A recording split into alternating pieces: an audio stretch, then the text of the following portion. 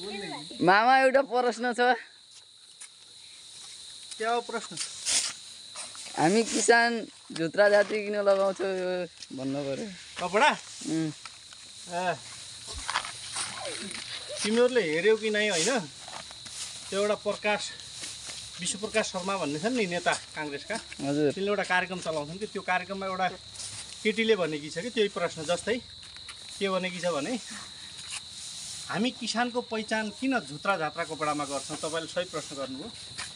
त्यो हामी अहिले टाई सुटमा जान सक्दैनौँ किनभने हामीसँग प्रविधि छैन नि त, टेक्नोलोजी आएको छैन गाउँमा होइन, नयाँ लुगा फोहोर हुन्छ।